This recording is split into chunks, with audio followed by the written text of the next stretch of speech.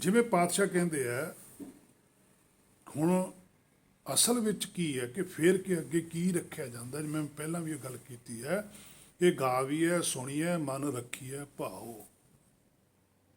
ਅਸੀਂ ਆਪਣੇ ਅੰਦਰ ਪ੍ਰੇਮ ਰੱਖਣਾ, ਆਤਮਾ ਨਾਲ ਪ੍ਰੇਮ ਕਰਨਾ, ਬਾਹਰਲੇ ਸਰੀਰ ਨਾਲ ਸਾਡਾ ਪਿਆਰ ਹੈ ਜਾਂ ਸਾਡਾ ਮੋਹ ਹੈ। ਬਾਹਰਲੇ ਸਰੀਰ ਨੂੰ ਪਾਲਣ ਵਾਸਤੇ ਮੋਹ ਹੋਣਾ ਬਹੁਤ ਜ਼ਰੂਰੀ ਹੈ, ਅੰਦਰਲੇ ਸਰੀਰ ਨੂੰ ਪਾਲਣ ਦੇ ਲਈ ਸਾਨੂੰ ਪ੍ਰੇਮ ਹੋਣਾ ਬਹੁਤ ਜ਼ਰੂਰੀ ਹੈ।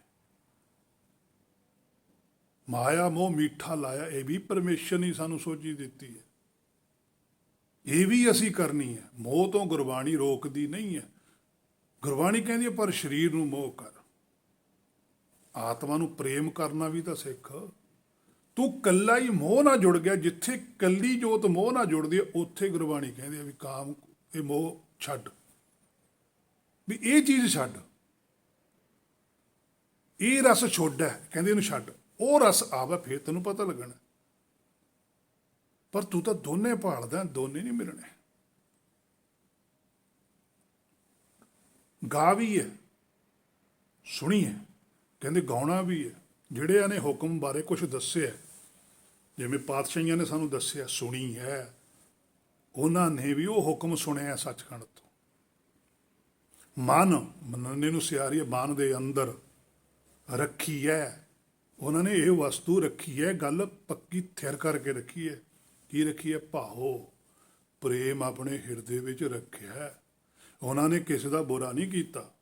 ਭਾਵੇਂ ਗੁਰਬਾਣੀ ਦੇ ਕਈ ਵਚਨ ਸਾਨੂੰ ਲੱਗਦੇ ਆ ਵੀ ਉਹ ਬੁਰਾ ਕਹੇ, ਪਰ ਬੁਰਾ ਨਹੀਂ ਕਿਹਾ। ਗੁਰਬਾਣੀ ਤਾਂ ਕਹਿੰਦੇ ਨਾ ਕੋ ਵੈਰੀ ਨਹੀਂ ਬੇਗਾਨਾ, ਸਗਲ ਸੰਗ ਹਮਕੋ ਬਣਿਆਈ।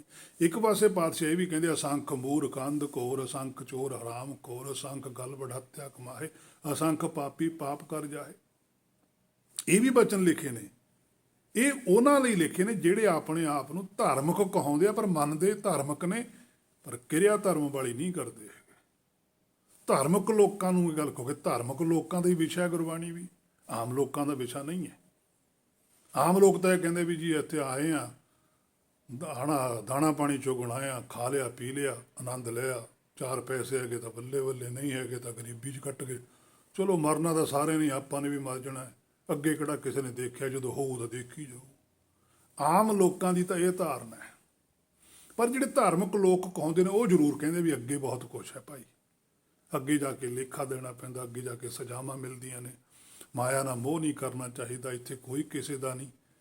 ਉਹ ਗੱਲਾਂ ਨਾਲ ਜ਼ਰੂਰ ਕਹਿੰਦੇ ਆ, ਪਰ ਪ੍ਰੈਕਟੀਕਲ ਤੌਰ ਤੇ ਉਹ ਸਾਰੀ ਇਹ ਚੀਜ਼ ਨਾਲ ਜੁੜੇ ਹੋਏ ਆ। ਪਾਤਸ਼ਾਹੀਆਂ ਪ੍ਰੈਕਟੀਕਲੀ ਇਸ ਚੀਜ਼ ਨਾਲ ਨਹੀਂ ਸੀ ਜੁੜੀਆਂ। ਜਿੰਨਾ ਕੁਛ ਵੀ ਉਹਨਾਂ ਨੇ ਸੰਸਾਰ 'ਚ ਬਣਾਇਆ, ਆਪ ਬਣਵਾਇਆ, ਪਰ ਉਹਦੇ ਹੱਕ ਨਹੀਂ ਰੱਖਿਆ। ਸਾਡੇ ਕੋਲੇ ਸਬੂਤ ਪਏ ਇਹਨਾਂ ਗੱਲਾਂ ਦੇ। ਗੁਰੂ ਨਾਨਕ ਸਾਹਿਬ ਕਰਤਾਰਪੁਰ ਰਹਿੰਦੇ ਸੀ ਸੰਸਾਰੀ ਤੌਰ ਤੇ ਸਰੀਰ ਕਰਕੇ। ਦੂਜੇ ਪਾਤਸ਼ਾਹ ਉਹਨਾਂ ਦੇ ਕੋਲ ਗਏ। ਜਦੋਂ ਦੂਸਰੇ ਪਾਤਸ਼ਾਹ ਦੇ ਅੰਦਰੋਂ ਸ਼ਬਦ ਗੁਰੂ ਪ੍ਰਗਟ ਹੋ ਗਿਆ, ਉਹੀ ਬੋਲੀ ਗੁਰੂ ਨਾਨਕ ਵਾਲੀ ਉਹਨਾਂ ਨੂੰ ਵੀ ਬੋਲਣ ਲੱਗ ਗਏ, ਤਾਂ ਦੂਸਰਿਆਂ ਨੇ ਇਤਰਾਜ਼ ਕੀਤਾ, ਉਹ ਛੱਡ ਕੇ ਤੁਰ ਗਏ, ਆਪਣੇ ਘਰੇ ਆ ਗਏ। ਘਰ ਵਾਲਿਆਂ ਨੇ ਇਤਰਾਜ਼ ਕੀਤਾ, ਲੋਕਾਂ ਨੇ ਇਤਰਾਜ਼ ਕੀਤਾ, ਪਿੰਡ ਵਾਲਿਆਂ ਨੇ ਇਤਰਾਜ਼ ਕੀਤਾ, ਪਿੰਡ ਛੱਡ ਕੇ ਚਲੇ ਗਏ। ਇਹ ਨਹੀਂ ਦੇਖਿਆ ਵੀ ਮੇਰਾ ਪਿੰਡ ਆ, ਮੇਰਾ ਘਰ ਆ, ਕਿਉਂ ਛਡਾਉਣੇ ਛੱਡਤਾ। ਉਹ ਕਹਿੰਦੇ ਮੈਂ ਇਹਦੇ ਨਾਲ ਥੋੜ੍ਹਾ ਜੁੜਨਾ ਹੈ, ਮੇਰਾ ਇਸ ਨਾਲ ਜੁੜਨ ਦਾ ਕੋਈ ਮਤਲਬ, ਜੇ ਮੈਂ ਇਹਦੇ ਨਾਲ ਜੁੜ ਗਿਆ ਫਿਰ ਤਾਂ ਮੈਂ ਮਾਇਆ ਨਾਲ ਜੁੜ ਗਿਆ। ਮੈਂ ਹੁਕਮ ਨਾਲ ਜੁੜ ਕੇ ਚੱਲਣਾ, ਕਿਉਂਕਿ ਹੁਕਮ ਨਾਲ ਜੁੜ ਕੇ ਹੀ ਪਾਰ ਨਿਕਲਿਆ ਜਾ ਸਕਦਾ ਹੈ। ਸ਼ਬਦ ਸੁਰਤ ਭਵ ਸਾਗਰ ਤਰੀਏ, ਉਹਨੇ ਸਾਨੂੰ ਪਾਰ ਲੈ ਕੇ ਜਾਣਾ, ਇੱਥੇ ਨਹੀਂ ਹੈ। ਇੱਥੇ ਤਾਂ ਚਾਹੇ ਕੋਈ ਵੀ ਆ ਗਿਆ, ਜਿੰਨਾ ਮਰਜ਼ੀ ਉਹ ਸਰੀਰ ਕਰਕੇ ਮਾਇਆ ਨਾਲ ਜੁੜ ਜਾਵੇ, ਪਰ ਉਹ ਬਾਹਰ ਨਹੀਂ ਜਾ ਸਕਦਾ, ਕਿਉਂਕਿ ਉਹਦਾ ਧਿਆਨ ਉੱਥੇ ਹੀ ਰਹੂਗਾ। ਅੰਤ ਕਾਲ ਜੋ ਮੰਦਰ ਸਿਮਰ ਹੈ। ਜੇ ਸਾਡੇ ਅੰਦਰ ਮੰਦਰ ਬਣਾਉਣ ਦੀ ਇੱਛਾ ਹੈ, ਮੰਦਰ ਅਸਲ ਵਿੱਚ ਹੈਗਾ ਮਨ, ਮਨ ਮੰਦਰ। ਜੇ ਤਾਂ ਉਹ ਸੋਚ ਛੱਡ ਕੇ, ਉਹ ਸੁਗਿਆਨ ਛੱਡ ਕੇ ਧਰਤੀ ਤੇ ਮੰਦਰ ਬਣਾਉਣ ਵਾਲੀ ਇੱਛਾ ਪ੍ਰਬਲ ਰਹੇਗੀ, ਤਾਂ ਐਸੀ ਚਿੰਤਾ ਮੈਂ ਜੇ ਮਹਾਰਾਜ, ਜੇ ਇਹੋ ਜਿਹੀ ਚਿੰਤਾ 'ਚ ਕੋਈ ਜੀਵ ਸਰੀਰ ਛੱਡ ਗਿਆ ਤਾਂ ਪ੍ਰੇਤ ਜੋਨ ਵੱਲ ਅਵਤਰਿਆ। ਪ੍ਰੇਤ ਤਾਂ ਉਹ ਹੈਗਾ ਹੀ ਹੈ, ਸੱਚ ਤੋਂ ਤਾਂ ਪਰੇ ਹੀ ਆ ਉਹ। ਪਰ ਜੋਨੂ ਵਾਲਾ ਉਤਰ ਆਪਾਂ ਨੂੰ ਗਾਹਾਂ ਨਹੀਂ ਪਤਾ ਵੀ ਉਹਨੂੰ ਕਿਹੜੀ ਜੂਨੀ ਮਿਲਣੀ ਹੈ। ਕਿਉਂਕਿ ਜਦੋਂ ਸੱਚ ਛੱਡਿਆ ਹੋਇਆ ਇਹ ਤਾਂ ਪ੍ਰੇਤ ਹੀ ਹੈ, ਸੱਚ ਤੋਂ ਪਰੇ ਹੋਣ ਵਾਲੀ ਜੋਤ, ਪਰ ਏਤ ਪਰੇ ਰਹਿਣ ਵਾਲੀ ਜੋਤ। ਕਈ ਕੋਟ ਭੂਤ ਪ੍ਰੇਤ ਸੂਕਰ ਮਿਰਗਾਚ, ਕਈ ਕੋਟ ਬੜੀਆਂ ਜੋਨੀਆਂ ਨੇ ਇੱਥੇ ਸੰਸਾਰ ਦੇ, ਜਿਹੜੀਆਂ ਭੂਤ ਨੇ, ਰਹਿੰਦੀਆਂ ਸਰੀਰ 'ਚ ਨੇ ਮਨੁੱਖਾ ਤਨ ਦੇ ਅੰਦਰ, ਪਰ ਸੋਚ ਸਾਰੀ ਪਿਛਲੀ ਹੈ, ਬੈਕ ਤੇ ਖੜਿਆ, ਪਿੱਛੇ ਵਾਰੀ ਸੋਚੀ ਜਾਂਦੇ। ਭੂਤ ਦਾ ਪਰ ਬੀਤਿਆ ਹੋਇਆ ਸਮਾਂ, ਹਨੇਰਾ, ਬੀਤੇ ਹੋਏ ਸਮੇਂ 'ਚ ਸੱਚ ਨਹੀਂ ਹੁੰਦਾ, ਹਨੇਰਾ ਹੁੰਦਾ ਹੈ। ਨਾ ਆਉਣ ਵਾਲੇ ਸਮੇਂ 'ਚ ਸੱਚ ਹੁੰਦਾ, ਪ੍ਰੈਜੈਂਟ ਕਾਲ ਦੇ ਵਿੱਚ ਸੱਚ ਹੈ। ਤੁਸੀਂ ਦੇਖਣਾ ਪ੍ਰੈਜੈਂਟ ਕਾਲ ਦੇ ਵਿੱਚੋਂ ਸੱਚ ਵਾਲੇ ਪਾਸੇ ਜਾਣਾ ਜਾਂ ਭੂਤ ਵਾਲੇ ਪਾਸੇ ਜਾਣਾ। ਕਈ ਕੋਟ ਪਾਤਸ਼ਾਹ ਕਹਿੰਦੇ ਕਰੋੜਾਂ ਹੀ ਜੀਵ ਨੇ ਇੱਥੇ ਫਿਰਦੇ ਜਿਹੜੇ ਭੂਤ ਨਾਲ ਜੁੜੇ ਹੋਏ, ਬੈਕ ਨਾਲ ਜੁੜੇ ਹੋਏ। ਫਿਰ ਪ੍ਰੇਤ ਨੇ ਕਈ ਸੱਚ ਨੂੰ ਛੱਡ ਕੇ ਬੈਠੇ, ਉਹ ਪਿਛਲੇ ਨਾਲ ਤਾਂ ਨਹੀਂ ਜੁੜੇ, ਪਰ ਹੁਣ ਜਿਹੜਾ ਸਮਾਂ ਹੈਗਾ ਉਹਨੂੰ ਛੱਡੀ ਬੈਠੇ ਆ, ਉਹ ਗਾਂ ਬਾਰੇ ਸੋਚੀ ਜਾਂਦੇ ਆ। ਸੂਕਰ ਮਿਰਗਾਚ, ਕਈਆਂ ਦੀ ਬਿਰਤੀ ਕੀ ਹੈ, ਸੂਕਰ ਵਰਗੀ ਹੈ। ਸੂਕਰ ਕੀ ਹੁੰਦਾ? ਸੂਰ ਕੀ ਕਰਦਾ? ਸਾਰਾ ਕੁਝ ਖਾਈ ਜਾਂਦਾ, ਗੰਦਾ ਵੀ ਖਾਈ ਜਾਂਦਾ, ਚੰਗਾ ਵੀ ਖਾਈ ਜਾਂਦਾ। ਕਈ ਜੀਵ ਪਾਤਸ਼ਾਹ ਕਹਿੰਦੇ ਇਹ ਗੁਰਬਾਣੀ ਜਪਜੀ ਸਾਹਿਬ ਵਾਲੀ ਉਹ ਵਿਆਖਿਆ ਵੀ, ਜਿਵੇਂ ਉੱਥੇ ਕਿਹਾ ਵੀ ਅਸੰਖ ਮੂਰਖੰਦ ਕੋਰ, ਅਸੰਖ ਚੋਰ ਹਰਾਮ ਖੋਰ, ਅਸੰਖ ਗਲਵਡ ਹੱਤਿਆ ਕਮਾਏ, ਅਸੰਖ ਪਾਪੀ ਪਾਪ ਕਰ ਜਾਏ, ਅਸੰਖ ਕੂੜਿਆਰ ਕੂੜੇ ਫਿਰ ਆਏ, ਅਸੰਖ ਮਲੇਸ਼ ਆਇਓ ਗੱਲ ਮਲ ਭਖ ਖਾਏ। ਅਸੰਖਾਂ ਹੀ ਮਲੇਸ਼ ਨੇ ਜਿਹੜੇ ਮਾਇਆ ਨਾਲ ਜੁੜੇ, ਮਲੇਸ਼ ਮਾਇਆ ਨੂੰ ਕਹਿੰਦੇ, ਇਹਨੂੰ ਖਾਈ ਜਾਂਦੇ। ਤੇ ਜਿਹੜੇ ਗੁਰਮੁਖ ਨੇ ਉਹ ਸੱਚ ਖਾਣਾ, ਸੱਚ ਪੈਣਾ। ਕਈ ਕੋਟ ਭੂਤ ਪ੍ਰੇਤ ਸੂਕਰ ਮ੍ਰਿਗਾਚ, ਤੇ ਕਰੋੜਾਂ ਹੀ ਇੱਥੇ ਉਹ ਵੀ ਹੈਗੇ ਜਿਹੜੇ ਮ੍ਰਿਗਾਚ ਨੇ। ਹੁਣ ਜਿਹੜਾ ਮਿਰਗ ਹੁੰਦਾ ਸ਼ੇਰ, ਸ਼ੇਰ ਮਾਸ ਨਹੀਂ ਖਾਂਦਾ, ਸ਼ੇਰ ਖੂਨ ਪੀਂਦਾ, ਖੂਨ ਪੀ ਕੇ ਛੱਡ ਦਿੰਦਾ, ਮਾਸ ਖਾਂਦੇ ਗਿੱਦੜ ਕੁੱਤੇ ਆ ਕੇ। ਮ੍ਰਿਗਾਚ ਗੁਰਮੁਖ ਕੀ ਕਰਦਾ? ਆ ਸਰੀਰ ਦਾ ਖੜਾ ਛੱਡ ਦਿੰਦਾ। ਇਹਦੇ ਅੰਦਰ ਹੈ ਤੱਤ ਸਰੂਪ। ਤੱਤ ਕੀ ਹੈ? ਜੋਤ। ਉਹ ਜੋਤ ਵਾਲੇ ਪਾਸੇ ਨੂੰ ਵੱਧਦਾ ਹੈ, ਉਹ ਸੱਚ ਖਾਂਦਾ ਹੈ। ਸੰਸਾਰੀ ਕੀ ਕਰਦੇ ਆ? ਮ੍ਰਿਗਾਚ ਕੀ ਹੈ? ਸੰਸਾਰੀ ਵੀ ਖਾਂਦੇ ਆ। ਸੰਸਾਰੀ ਕੀ ਖਾਂਦੇ ਆ? ਬਾਹਰਲਾ ਮਾਸ, ਜੋਤ ਛੱਡ ਜਾਂਦੇ ਆ। ਸੰਸਾਰੀਆਂ ਨੂੰ ਬਾਹਰਲਾ ਸਰੀਰ ਚੰਗਾ ਲੱਗਦਾ ਹੈ, ਅੰਦਰਲੇ ਸਰੀਰ ਬਾਰੇ ਸੋਚੀ ਨਹੀਂ। ਫਰੀਦਾ ਕਾਗਾ ਕਰਗ ਢੰਡੋਲਿਆ, ਸਗਲਾ ਖਾਇਆ ਮਾਸ। ਕੀ ਕੀਤਾ? ਫਰੀਦਾ ਸ਼ਬਦ ਆ, ਉੱਥੇ ਫਰੀਦ ਨਹੀਂ ਆਇਆ, ਫਰੀਦਾ। ਮਨ ਨੇ ਕੀ ਕੀਤਾ? ਮਨ ਹੈ ਉੱਥੇ ਫਰੀਦਾ। ਕਾਗਾ ਕਰਗ ਢੰਡੋਲਿਆ, ਫਰੀਦਾ ਕੀ ਹੈ? ਮਨ ਕੀ ਹੈ? ਕਾਂ ਵਰਗ ਹੈ। ਉਹਨੇ ਕੀ ਕਰਗ ਢੰਡੋਲ ਲਿਆ, ਆ ਸਰੀਰ ਲੱਭ ਲਿਆ ਉਹਨੇ। ਜੋਤੀ ਹੁੰਦਾ ਹੋਇਆ ਜੋਤ ਜਾਤ ਚ ਆ ਕੇ ਜੁੜ ਗਿਆ। ਆਹ ਸਰੀਰ ਲੱਭਿਆ, 84 ਲੱਖ ਜੂਨ ਭੋਗਦਾ ਗਿਆ, ਆਹ ਸਰੀਰ ਮਿਲਿਆ। ਢੰਡੋਲਿਆ, ਸਗਲਾ ਖਾਇਆ ਮਾਸ, ਸਾਰਾ ਹੀ ਮਾਸ ਖਾ ਗਿਆ। ਭਾਵ ਕਿ ਇਹ ਸਰੀਰ ਨਾਲ ਹੀ ਜੁੜਿਆ ਰਿਹਾ, ਇਹ ਸਰੀਰ ਲਈ ਉਹ ਸਾਰਾ ਕੁਝ ਕਰੀ ਗਿਆ। ਅੰਦਰਲੇ ਬਾਰੇ ਨਹੀਂ ਕੋਈ ਸੋਚੀ ਆਈ। ਅੰਦਰਲੇ ਬਾਰੇ ਪੜ੍ਹਦਾ ਜ਼ਰੂਰ ਸੀ, ਸੁਣਦਾ ਜ਼ਰੂਰ ਸੀ ਵੀ ਆਤਮਾ ਵੀ ਕੋਈ ਚੀਜ਼ ਹੁੰਦੀ ਹੈ, ਪਰ ਜਾਣਨ ਦੀ ਕੋਸ਼ਿਸ਼ ਨਹੀਂ ਕੀਤੀ। ਇਹ ਦੋਏ ਨੈਣਾ ਮਤ ਛੋਹੋ, ਆਤਮਾ ਤੇ ਪ੍ਰਾਤਮਾ ਦੋਏ ਨੇ। ਇਹ ਦੋਨੇ ਨੈਣ ਨੇ, ਅੱਖਾਂ ਦੀ ਗੱਲ ਨਹੀਂ ਹੈਗੀ ਉੱਥੇ। ਅੱਖਾਂ ਤਾਂ ਮਾਇਆ ਦੀਆਂ ਹੁੰਦੀਆਂ ਨੇ। ਆਤਮਾ ਤੇ ਪ੍ਰਾਤਮਾ ਦੋਨੇ ਨੈਣ ਨੇ। ਇਹ ਦੋਏ ਨੈਣਾ ਮਤ ਛੋਹੋ, ਕਹਿੰਦੇ ਇਹ ਦੋਨੇ ਨੈਣ ਨੇ, ਇਹਨਾਂ ਨੂੰ ਮਾਇਆ ਦੀ ਛੋਹ ਨਹੀਂ ਲੱਗਣੀ ਚਾਹੀਦੀ। ਫਰੀਦ ਸਾਹਿਬ ਵੀ ਕਹਿੰਦੇ ਵੀ ਮੇਰੇ ਹਿਰਦੇ ਦੇ ਅੰਦਰ ਜਿਹੜੀ ਆਤਮਾ ਤੇ ਪ੍ਰਾਤਮਾ, ਉਹਨਾਂ ਨੇ ਸਰੀਰ ਦੀ ਛੋਹ ਨਹੀਂ ਪ੍ਰਾਪਤ ਕੀਤੀ, ਉਹ ਸਰੀਰ ਨਾਲ ਨਹੀਂ ਜੁੜੇ। ਪਿਰ ਦੇਖਣ ਕੀ ਆਸ, ਕਹਿੰਦੇ ਮੈਂ ਇਹ ਗੱਲ ਮਿੱਥ ਕੇ ਚੱਲਿਆ ਸੀ, ਮਿੱਥ ਕੇ ਆਇਆ ਸੀ ਉੱਥੋਂ, ਵੀ ਮੈਂ ਤਾਂ ਆਪਣੇ ਪਿਰ ਨੂੰ ਦੇਖਣਾ। ਮੇਰੇ ਅੰਦਰ ਤਾਂ ਇਹ ਆਸ ਸੀ, ਏਕਾ ਆਸ ਰੱਖੋ ਮਨ ਮਾਹੇ। ਮੈਂ ਸੱਚਖੰਡ ਚੋਂ ਇਹ ਆਸ ਲੈ ਕੇ ਆਇਆ ਸੀ। ਜਿਹੜੇ ਮੇਰੇ ਗੁਣ ਗਲੇ ਸੀ, ਮੈਨੂੰ ਉੱਥੇ ਪਤਾ ਲੱਗ ਗਿਆ ਸੀ, ਉਹ ਗੁਣਾਂ ਨੂੰ ਮੈਂ ਦੁਬਾਰਾ ਸੁਰਜੀਤ ਕਰਨ ਵਾਸਤੇ ਆਇਆ। ਕਿਉਂਕਿ ਦੋਨਾਂ ਨੂੰ ਹੀ ਭਰਮ ਹੈ, ਚਿੱਤ ਨੂੰ ਹਉ ਹੈ, ਮਨ ਨੂੰ ਮੈਂ ਹੈ। ਕਹਿੰਦਾ ਹੁਣ ਮੈਨੂੰ ਆ ਕੇ ਪਤਾ ਲੱਗਾ ਵੀ ਇਹ ਦੋਨਾਂ ਨੂੰ ਭਰਮ ਹੈ, ਮੈਂ ਇਹਨਾਂ ਦਾ ਭਰਮ ਦੂਰ ਕਰਨਾ। ਫਿਰ ਦੇਖਣ ਦੀ ਆਸ ਹੈ ਤੇ ਫਿਰ ਨੇ ਮਿਲੀ ਜਾਣਾ। ਸੋ ਮਨ ਦੇ ਅੰਦਰ ਭਾਵ ਹੈ। ਕਰੋੜਾਂ ਹੀ ਨੇ ਜਿਹੜੇ ਇਸ ਤਰੀਕੇ ਦੇ ਨੇ, ਜਿਹੜੇ ਪ੍ਰੇਮ ਵਾਲੇ ਵੀ ਨੇ, ਕਰੋੜਾਂ ਹੀ ਜੀਵ ਨੇ ਜਿਹੜੇ ਮਾਇਆ ਨਾਲ ਜੁੜੇ ਹੋਏ ਨੇ। ਸੋ ਜਿਵੇਂ ਆ ਗੁਰਬਾਣੀ ਦੇ ਵਿੱਚ ਪਾਤਸ਼ਾਹ ਕਹਿੰਦੇ ਆ 233 ਅੰਗ ਦੇ ਉੱਪਰ ਵੀ, ਉਹ ਕਿਉਂ ਮਨੋਂ ਵਿਸਾਰੀ ਹੈ ਹਰ ਰੱਖੀ ਹੈ ਹਿਰਦੇ ਤਾਰ। ਕਹਿੰਦੇ ਉਹਨੂੰ ਕਿਉਂ ਮਨੋਂ ਵਿਸਾਰਦਾ? ਹੁਣ ਇਹ ਮਨ ਨੂੰ ਉਪਦੇਸ਼ ਹੈ ਵੀ ਤੂੰ ਆਪਣੇ ਮੂਲ ਨੂੰ ਕਿਉਂ ਵਿਸਾਰੀ ਬੈਠਾ। ਹਰ ਰੱਖੀ ਹੈ ਹਿਰਦੇ ਤਾਰ, ਵੀ ਜਿਹੜਾ ਤੇਰਾ ਹਾਰ ਆ ਹਿਰਦੇ ਦੇ ਵਿੱਚ ਧਾਰਨ ਬੈਠਾ ਕਰੀ ਸਰੂਪ ਆਪਣਾ, ਤੂੰ ਉਹਦੇ ਨਾਲ ਕਿਉਂ ਨਹੀਂ ਜੁੜਦਾ? ਤੈਨੂੰ ਸੋਝੀ ਕਿਉਂ ਨਹੀਂ ਆਉਂਦੀ? ਅੰਗ 645 ਉੱਪਰ ਵੀ ਪਾਤਸ਼ਾਹ ਕਹਿੰਦੇ ਇਹ ਮੁੰਦਰਾਵਣੀ ਕਿਉਂ ਵਿੱਚੋਂ ਕੱਢੀ ਹੈ ਸਦਾ ਰੱਖੀ ਹੈ ਉਰਤਾਰ। ਹੁਣ ਸ਼ਬਦ ਪ੍ਰਚਲਿਤ ਹੋ ਗਿਆ ਮੁਦਾਵਣੀ। ਅੱਜ ਜਿੰਨੇ ਨਵੇਂ ਸਰੂਪ ਨੇ ਗੁਰਬਾਣੀ ਦੇ, ਉਹਨਾਂ ਵਿੱਚ ਤੁਹਾਨੂੰ ਮੁਦਾਵਣੀ ਓ ਮਿਲੂਗਾ, ਪਰ ਜਿੰਨੇ ਪੁਰਾਤਨ ਸਰੂਪ ਨੇ ਤੁਹਾਨੂੰ ਉੱਥੇ ਮੁੰਦਰਾਵਣੀ ਸ਼ਬਦ ਮਿਲੂਗਾ। ਉਹ ਪੈਰ ਚੋਂ ਰਾਰਾ ਮਿਸਟੇਕ ਹੋ ਗਿਆ। ਮੁਦਾਵਣੀ ਦਾ ਤਾਂ ਕੋਈ ਅਰਥ ਹੀ ਨਹੀਂ, ਮੁੰਦਰਾਵਣੀ ਸ਼ਬਦ ਹੈ ਕਿ ਮੁਦਰਾ ਹੁੰਦੀ ਹੈ ਆਤਮਾ ਦੀ। ਮੁਦਰਾ ਬਣੀ ਮਹੱਲਾ ਪੰਜਵਾਂ, ਕਿ ਤੇਰੀ ਕੀ ਮੁਦਰਾ ਬਣੀ, ਕੀ ਤੂੰ ਇੱਕ ਹੋਇਆ। ਮੁਦਰਾ ਹੁੰਦੀ ਹੈ ਸਟੈਚੂ, ਜਿਵੇਂ ਇੱਕ ਬਾਹਰ ਮੂਰਤੀ ਹੁੰਦੀ ਹੈ ਵੀ ਇਹਦੀ ਆਹ ਮੁਦਰਾ ਹੈ, ਜਾਂ ਮੁਦਰਾ ਕਹਿੰਦੇ ਆ ਕਰੰਸੀ ਨੂੰ ਸਾਡੇ ਇੱਥੇ, ਕਿ ਤੇਰੀ ਉਹ ਮੁਦਰਾ ਬਣ ਗਈ, ਤੂੰ ਉਹ ਕਰੰਸੀ, ਉਹ ਨਾਮ ਧਨ ਪ੍ਰਾਪਤ ਕਰ ਲਿਆ ਜਿਹਦੇ ਨਾਲ ਤੂੰ ਸੱਚਖੰਡ ਤੱਕ ਪਹੁੰਚ ਸਕਦਾ। ਕਿ ਉਹ ਨਾਮ ਧਨ ਤੇਰੇ ਪੱਲੇ 'ਚ ਹੈ, ਕਿ ਤੇਰੀ ਉਹਦੇ ਨਾਲ ਬਣ ਗਈ, ਉਹ ਇਹੋ ਜਿਹਾ ਤੂੰ ਬਣ ਗਿਆ। ਸਾਵਣ ਸਰਸੀ ਕਾਮਣੀ, ਸਾ ਬਣ, ਕਿ ਤੇਰੀ ਸੱਚ ਦੇ ਨਾਲ ਬਣ ਆ ਗਈ। ਮਹੱਲਾ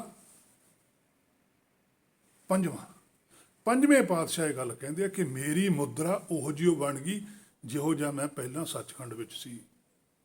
ਹੁਣ ਵੀ ਮੈਂ ਸੱਚਖੰਡ ਵਿੱਚ ਹੀ ਹਾਂ, ਕਿਉਂਕਿ ਮੇਰੀ ਉਹੋ ਜਿਹੀ ਮੁਦਰਾ ਹੈ। ਉਹੀ ਗੱਲ ਇੱਥੇ ਪਾਤਸ਼ਾਹ ਕਹਿੰਦੇ ਆ 645 ਅੰਗ ਦੇ ਉੱਪਰ, ਇਹ ਮੁਦਰਾ ਬਣੀ। ਕਹਿੰਦੇ ਮੇਰੀ ਆਹ ਮੁਦਰਾ ਬਣ ਗਈ। ਕੀ ਬਣੀ? ਇਹ ਮੁਦਰਾ ਬਣੀ ਕਿਉਂ ਵਿੱਚੋਂ ਕੱਢੀ ਹੈ। ਕਹਿੰਦਾ ਮੈਂ ਹੁਣ ਕਿਵੇਂ ਸੱਚ ਨੂੰ ਵਿੱਚੋਂ ਕੱਢਦੇ ਆ, ਮੈਂ ਹੁਕਮ ਤੋਂ ਬਾਹਰ ਕਿਵੇਂ ਚਲੇ ਜਾਵਾਂ, ਮੈਂ ਭਾਣੇ ਤੋਂ ਬਾਹਰ ਕਿਵੇਂ ਚਲੇ ਜਾਵਾਂ। ਸਦਾ ਰੱਖੀ ਹੈ, ਹੁਣ ਤਾਂ ਮੈਂ ਸਦਾ ਹੀ ਰੱਖੀ ਹੋਈ ਹੈ। ਔਰ ਧਾਰ, ਮੈਂ ਆਪਣੇ ਹਿਰਦੇ 'ਚ ਇਹ ਗੱਲ ਪੱਕੀ ਕਰ ਲਈ। ਹੁਣ ਨਹੀਂ ਮੇਰਾ ਮਨ ਡੋਲਦਾ, ਹੁਣ ਨਹੀਂ ਮੈਂ ਮਾਇਆ ਦੇ ਵਿੱਚ ਜਾਂਦਾ ਹੈਗਾ, ਹੁਣ ਨਹੀਂ ਮੈਨੂੰ ਮਾਇਆ ਡੁਲਾ ਸਕਦੀ। ਸੋ ਆਪਣੇ ਮੂਲ ਨੂੰ ਗਾਉਣਾ ਹੈ ਤੇ ਉਸੇ ਨੂੰ ਹੀ ਸੁਣਨਾ ਹੈ। ਭਾਵ ਕੇ ਗਾਉਣਾ ਕੀ ਹੈ? ਗੁਰਬਾਣੀ ਤੋਂ ਸੋਝੀ ਲੈਣੀ ਹੈ, ਮਨ ਨੂੰ ਮਨਾਉਣਾ, ਤੇ ਗੁਰਬਾਣੀ ਤੋਂ ਸੁਣਨਾ ਕੀ ਹੈ ਕਿ ਮਨ ਨੂੰ ਮਾਇਆ ਚੋਂ ਬਾਹਰ ਕਿਵੇਂ ਕੱਢਣਾ। ਇਹ ਗੱਲ ਮਨ ਵਿੱਚ ਧਾਰਨ ਕਰਨ ਵਾਲੀ ਹੈ। ਇਸੇ ਨੂੰ ਪ੍ਰੇਮ ਕਹਿੰਦੇ ਆ, ਜਿਹਨੀ ਪ੍ਰੇਮ ਕੀਓ ਤਿਨ ਹੀ ਪ੍ਰਭ ਪਾਇਓ। ਸੋ ਮੁਦਰਾਵਣੀ ਹੁੰਦੀ ਹੈ ਇੱਕ ਬੁਝਾਰਤ। ਸਾਡੇ ਅੱਗੇ ਇੱਕ ਬੁਝਾਰਤ ਹੈ ਕਿ ਸਾਡੀ ਜਿਹੜੀ ਮੁਦਰਾ ਕਿਵੇਂ ਬਣੂਗੀ। ਇੱਕ ਹੋ ਕੇ ਹੁਕਮ ਅਨੁਸਾਰੀ ਹੋਣਾ, ਬਾਹਰ ਕੁਝ ਰੱਖਣ ਤੋਂ ਮਨਾਹੀ ਹੈ।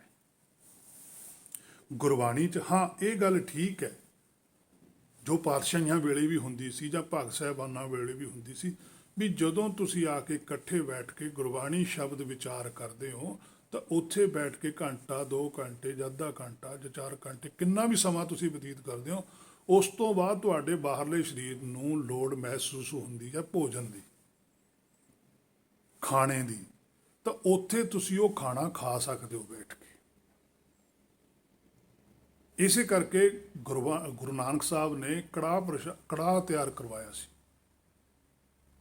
ਕਿ ਇਹ ਬਣਦਾ ਸੌਖਾ ਹੈ, ਇਹਦੇ ਵਿੱਚ ਉਹ ਸਾਰੇ ਪੌਸ਼ਟਿਕ ਤੱਤ ਹੁੰਦੇ ਨੇ ਜਿਹੜੇ ਬਾਹਰਲੇ ਸਰੀਰ ਨੂੰ ਲੋੜੀਂਦੇ ਨੇ।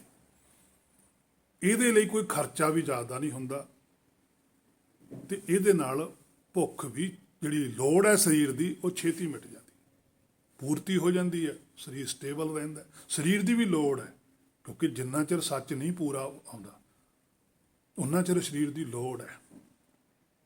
ਪਰ ਜਦੋਂ ਪੂਰਨ ਸੋਝੀ ਆ ਜਾਂਦੀ ਹੈ, ਸਰੀਰ ਬਾਰੇ ਸੋਝੀ ਆ ਜਾਂਦੀ ਹੈ ਵੀ ਮੈਂ ਜੋਤ ਹਾਂ, ਸਰੀਰ ਜਾਤ ਹੈ, ਫਿਰ ਸਾਰਾ ਕੁਝ ਪਤਾ ਲੱਗਣ ਤੋਂ ਬਾਅਦ ਫਿਰ ਇਹਨੂੰ ਕੋਈ ਫਿਕਰ ਨਹੀਂ ਰਹਿੰਦਾ, ਫਿਰ ਪਰਮੇਸ਼ਰ ਦੇ ਹੱਥ ਚੱਲਦੇ ਆ। ਦੋਨੇ ਚੀਜ਼ਾਂ, ਜੋਤ ਵੀ ਤੇ ਜਾਤ ਵੀ। ਹੁਣ ਸਾਨੂੰ ਜਾਤ ਦਾ ਫਿਕਰ ਹੈ, ਜੋਤ ਬਾਰੇ ਤਾਂ ਕੋਈ ਸੋਚ ਹੀ ਨਹੀਂ ਹੈਗੀ। ਕੰਮ ਜਦ ਕਿ ਜੋਤ ਦਾ ਅਸੀਂ ਕਰਨਾ ਸੀਗਾ, ਜਾਤ ਸਾਡੀ ਪਰਮੇਸ਼ਰ ਦੇ ਹੱਥ ਹੈ। ਪਰਮੇਸ਼ਰ ਨੇ ਸਰੀਰ ਦਿੱਤਾ, ਪਰਮੇਸ਼ਰ ਪਾਲਦਾ। ਇਹ ਵੀ ਅਸੀਂ ਕਹੀ ਜਾਂਦੇ ਵੀ ਕੀੜੇ ਨੂੰ ਪੱਥਰ 'ਚ ਵੀ ਦਿੰਦਾ, ਪਰ ਸਾਨੂੰ ਫਿਰ ਵੀ ਫਿਕਰ ਹੈ। ਸੋ ਬਾਹਰ ਰੱਖਣ ਤੋਂ ਮਨਾਹੀ ਹੈ। ਜੇ ਅਸੀਂ ਅੱਜ ਗੁਰੂ ਗ੍ਰੰਥ ਸਾਹਿਬ ਜੀ ਦੇ ਅੱਗੇ ਲਿਆ ਕੇ ਵੀ ਚੀਜ਼ਾਂ ਦਾ ਮੱਥਾ ਟੇਕਦੇ ਹਾਂ, ਉਹ ਗੁਰੂ ਗ੍ਰੰਥ ਸਾਹਿਬ ਜੀ ਨੂੰ ਲੋੜੀਂਦੀਆਂ ਨਹੀਂ ਹੈਗੀਆਂ। ਉਹ ਸਾਡੇ ਵਾਸਤੇ ਵੀ ਚਲੋ ਅਸੀਂ ਇੱਥੇ ਰਹਿੰਦੇ ਹਾਂ, ਪਾਠ ਭਜਨ ਕਰਦੇ ਹਾਂ, ਅਗਲੇ ਨੇ ਲਿਆ ਕੇ ਚੀਜ਼ ਰੱਖਤੀ, ਅਸੀਂ ਨੂੰ ਆਸਿਓਂ ਹੀ ਵਰਤਦੇ ਹਾਂ ਉਹਨੂੰ। ਪਰ ਜੇ ਉਹਨਾਂ ਚੀਜ਼ਾਂ ਨੂੰ ਵਰਤ ਕੇ ਅਸੀਂ ਗੁਰਬਾਣੀ ਦੀ ਗੱਲ ਨਾ ਮੰਨੀਏ ਤਾਂ ਫਿਰ ਅਸੀਂ ਵੱਡੇ ਅਪਰਾਧੀ ਹਾਂ। ਅਸੀਂ ਸਾਰਾ ਕੁਝ ਛੱਡ ਕੇ ਗੁਰਬਾਣੀ ਦੀ ਸ਼ਰਨ ਵਿੱਚ ਰਹਿੰਦੇ ਹਾਂ, ਗੁਰਬਾਣੀ ਦੇ ਕੋਲ ਰਹਿੰਦੇ ਹਾਂ, ਤੇ ਗੁਰਬਾਣੀ ਦੀ ਅਸੀਂ ਖੁਦ ਗੱਲ ਨਹੀਂ ਮੰਨ ਕੇ ਰਾਜੀ। ਹੇ ਮੇਰੇ ਮਨਾ, ਤੈਨੂੰ ਬਹੁਤ ਵੱਡੀ ਸਜ਼ਾ ਦਰਗਾਹ 'ਚ ਮਿਲਣੀ ਹੈ। ਇੱਥੇ ਤਾਂ ਲੋਕ ਤੇਰੀ ਕਰਨਗੇ ਵਡਿਆਈ ਵੀ ਚੰਗੇ ਭਾਗ ਸੀ, ਗੁਰਦੁਆਰੇ ਰਹਿੰਦਾ ਸੀ, ਪਰ ਸੱਚਖੰਡ ਵਾਲਿਆਂ ਦੀ ਦ੍ਰਿਸ਼ਟੀ ਤੋਂ ਕੀ ਆ, ਇਹ ਦੇਖ ਕੇ ਚੱਲੀ ਕਿ ਪੜਿਆ ਹੋਵੇ ਗੁਨਾਹਗਾਰ, ਓਮੀ ਸਾਧ ਨਾ ਮਾਰੀਏ। ਜਿਹੜੇ ਪਿੰਡਾਂ 'ਚ ਰਹਿੰਦੇ ਜਾਂ ਗੁਰਦੁਆਰਿਆਂ 'ਚ ਨਹੀਂ ਆਏ, ਉਹ ਤਾਂ ਕਹਿਣਗੇ ਜੀ ਸਾਨੂੰ ਤਾਂ ਪਤਾ ਨਹੀਂ, ਸਾਡੇ ਕੋਲ ਤਾਂ ਟਾਈਮ ਨਹੀਂ ਸੀ। ਸ਼ਾਇਦ ਉਹ ਇਸ ਗੱਲੋਂ ਮਾੜੀ ਮੋਟੀ ਉਹਨਾਂ ਨਾਲ ਕਿਤੇ ਰਹਿਤ ਹੋ ਜਾਵੇ। ਹੇ ਮੇਰੇ ਮਨਾ, ਤੈਨੂੰ ਤਾਂ ਕਹਿਣਗੇ ਵੀ ਤੂੰ ਤਾਂ 24 ਘੰਟੇ ਉੱਥੇ ਰਹਿੰਦਾ ਸੀ, ਫਿਰ ਤੂੰ ਕਿਉਂ ਨਹੀਂ ਸੱਚ ਵਾਲੇ ਪਾਸੇ ਨੂੰ ਆਇਆ ਬਈ? ਤੂੰ ਦੱਸ ਕਿ ਤੂੰ ਕੀ ਜਵਾਬ ਦੇਵੇਂਗਾ? ਕੌਣ ਹਵਾਲ ਹੋਊਗਾ ਤੇਰਾ? ਫਿਰ ਤੇਰੀ ਉੱਤੇ ਕੌਣ ਆ ਕੇ ਖੜੂ? ਗੁਰਪੀਰ ਹਾਮਾ ਤਾਂ ਭਰੈ ਜਾਂ ਮੁਰਦਾਰ ਨਾ ਖਾਏ। ਗੁਰਪੀਰ ਤਾਂ ਆ ਕੇ ਤਾਂ ਕੋਈ ਤੇਰੀ ਹਾਮੀ ਭਰੂਗਾ ਵੀ ਜੇ ਤੂੰ ਮੁਰਦਾਰ ਨਾ ਖਾਧਾ ਵੇ, ਤੂੰ ਤਾਂ ਮੁਰਦਾਰ ਖਾਨਾ ਹੈ। ਮੁਰਦਾਰ ਕੀ ਹੈ? ਝੂਠ ਬੋਲਣਾ, ਕਿਸ ਦੀ ਨਿੰਦਿਆ ਕਰਨੀ, ਕਿਸੇ ਨਾਲ ਈਰਖਾ ਕਰਨੀ, ਕਿਸੇ ਦੀ ਚੁਗਲੀ ਕਰਨੀ, ਕਿਸੇ ਦੀ ਨਿੰਦਿਆ ਕਰਨੀ, ਮੋਹ ਕਰਨਾ, ਹੰਕਾਰੀ ਵਿਰਤੀ ਨਾਲ ਰਹਿਣਾ, ਹਰ ਵੇਲੇ ਮਾਇਆ ਨਾਲ ਹੀ ਜੁੜੇ ਰਹਿਣਾ, ਹਰ ਵੇਲੇ ਮਾਇਆ ਦੀਆਂ ਗੱਲਾਂ ਕਰੀ ਜਾਣੀਆਂ। ਇਹ ਮੁਰਦਾਰ ਹੈ। ਤੂੰ ਚੇਤਨ ਸਰੂਪ ਹੈ, ਕਿੱਥੇ ਜਾਏਗਾ? हे मेरे मना, अपने अंदर चाहती मार, आपनड़े गिरीबान में सिर नीमा कर देख।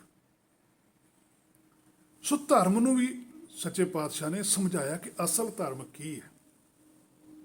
ਪਰਮੇਸ਼ਰ ਅੱਗੇ ਕੋਈ ਚੀਜ਼ ਰੱਖਣ ਦੀ ਲੋੜ ਨਹੀਂ ਹੈ, ਨਾ ਕਿ ਮਾਇਆ ਦੀ, ਕਿਉਂਕਿ ਗੁਰਬਾਣੀ ਮਨਾ ਕਰਦੀ ਹੈ। ਪਰ ਸਾਡੇ ਤਾਂ ਹੁਣ ਸੰਸਾਰ 'ਚ ਚੱਲਦਾ ਹੀ ਸਾਰਾ ਕੁਝ ਇਸ ਤਰ੍ਹਾਂ, ਪਹਿਲਾਂ ਵੀ ਚੱਲਦਾ ਹੀ ਸੀਗਾ। ਜਿਹੜੀਆਂ ਗੱਲਾਂ ਤੋਂ ਗੁਰੂ ਨਾਨਕ ਸਾਹਿਬ ਨੇ ਜਾਂ ਕਬੀਰ ਸਾਹਿਬ ਜੀ ਨੇ ਰੋਕਿਆ, ਉਹ ਗੱਲਾਂ ਅੱਜ ਸਾਡੇ ਵੀ ਮੱਤ ਵਿੱਚ ਚੱਲਦੀਆਂ ਨੇ, ਔਰ ਚੱਲਦੀਆਂ ਵੀ ਪੂਰੇ ਜ਼ੋਰਾਂ ਸ਼ੋਰਾਂ ਨਾਲ। ਤੇ ਜੇ ਕੋਈ ਉਹਨਾਂ ਗੱਲਾਂ ਬਾਰੇ ਵਿਚਾਰ ਕਰਦਾ ਤਾਂ ਫਿਰ ਅਸੀਂ ਉਹਦਾ ਵਿਰੋਧ ਕਰਦੇ ਹਾਂ। ਵਿਰੋਧ ਕਰਨ ਦੀ ਬਜਾਏ ਅਸੀਂ ਵਿਚਾਰ ਨਹੀਂ ਕਰਦੇ, ਵਿਰੋਧ ਕਰਦੇ ਹਾਂ, ਜਦ ਕਿ ਵਿਰੋਧ ਨਹੀਂ ਕਰਨਾ ਚਾਹੀਦਾ। ਵਾਦ ਵਿਵਾਦ 'ਚ ਨਹੀਂ ਪੈਣਾ ਚਾਹੀਦਾ। ਬੈਠ ਕੇ ਵਿਚਾਰ ਕਰੋ ਵੀ ਤੁਸੀਂ ਆਹ ਗੱਲ ਕਰੀ ਹੈ ਤੇ ਗੁਰਬਾਣੀ ਦਾ ਆਪਾਂ ਨੂੰ ਆਹ ਕਹਿ ਰਹੀ ਹੈ, ਵੀ ਜੇ ਆਪਾਂ ਹੀ ਨਹੀਂ ਇਸ ਗੱਲ ਦੇ ਉੱਤੇ ਅਸਰ ਕਰਾਂਗੇ ਫਿਰ ਦੂਜਿਆਂ ਨੇ ਕਿਵੇਂ ਕਰਨਾ?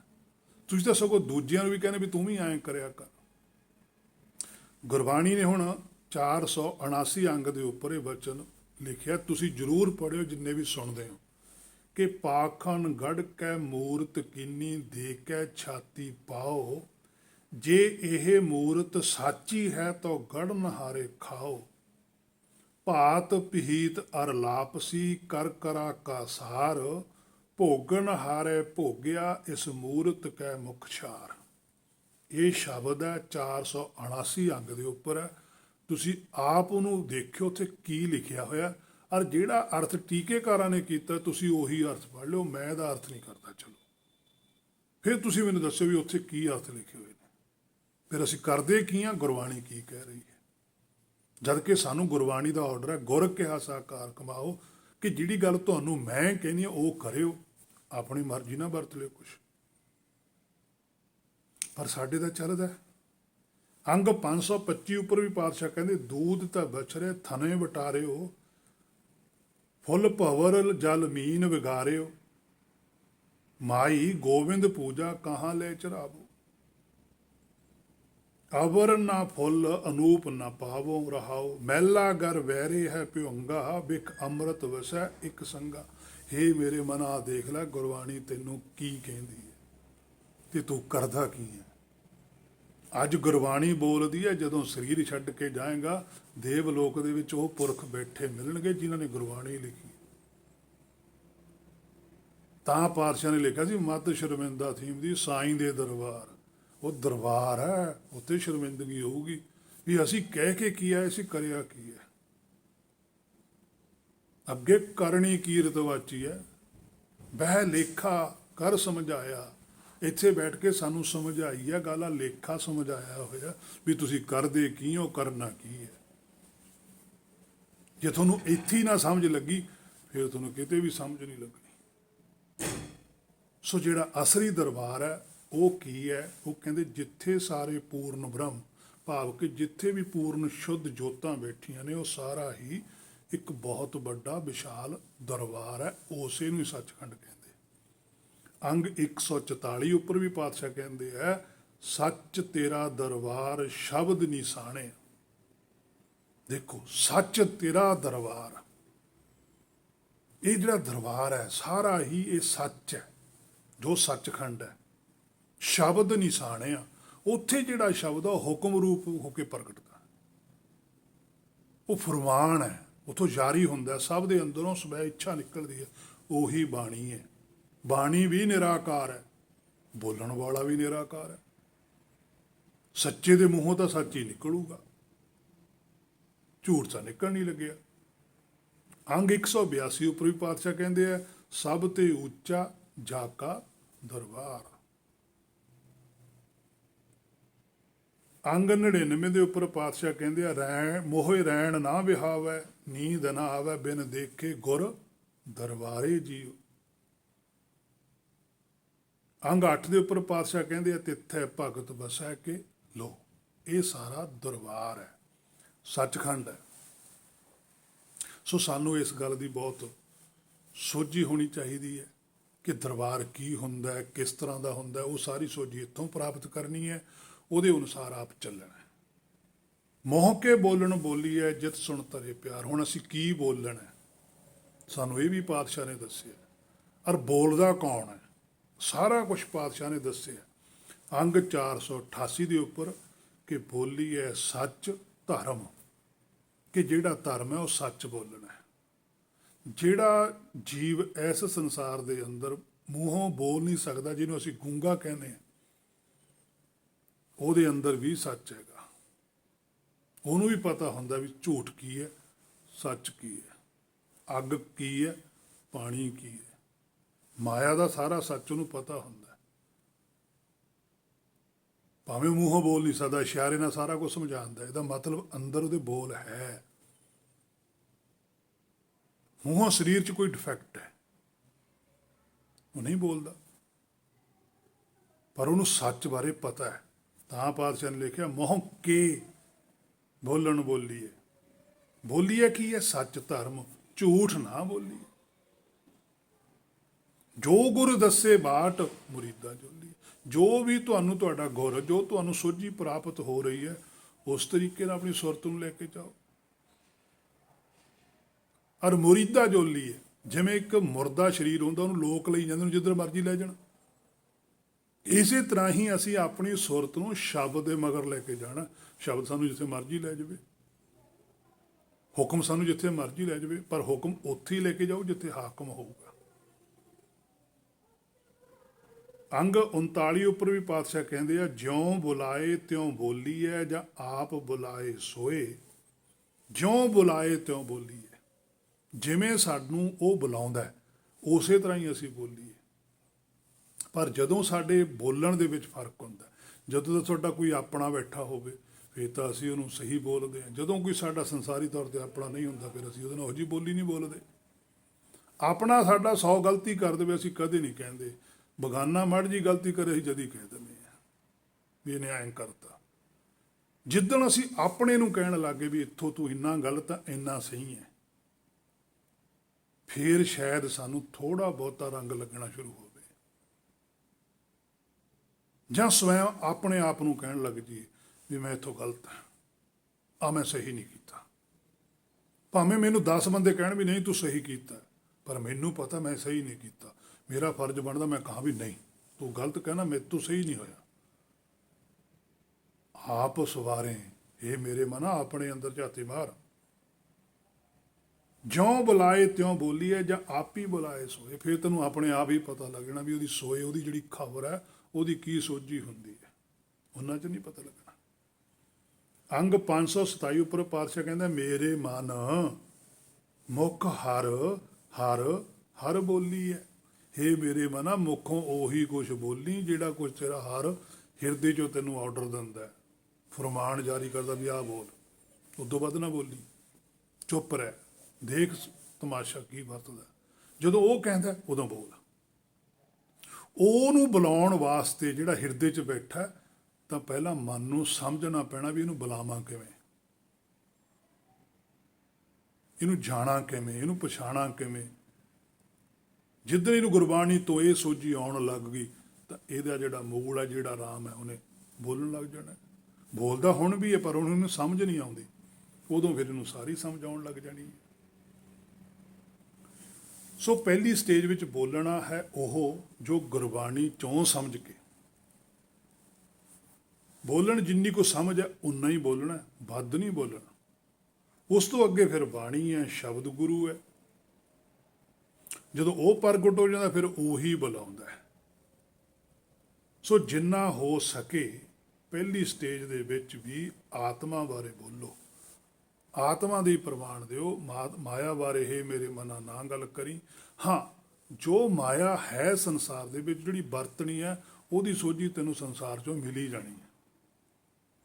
ਪਰ ਜਿਹੜੀ ਆਤਮ ਹੈ, ਪ੍ਰਾਤਮ ਹੈ, ਇਹਦੀ ਜਿਹੜੀ ਸੋਝੀ ਉਹ ਸੰਸਾਰ ਚੋਂ ਨਹੀਂ ਮਿਲਦੀ, ਉਹ ਮਿਲਦੀ ਹੈ ਗੁਰਬਾਣੀ ਤੋਂ। ਗੁਰਬਾਣੀ ਤੋਂ ਬਿਨਾਂ ਉਹ ਸੋਝੀ ਨਹੀਂ ਆ ਸਕਦੀ।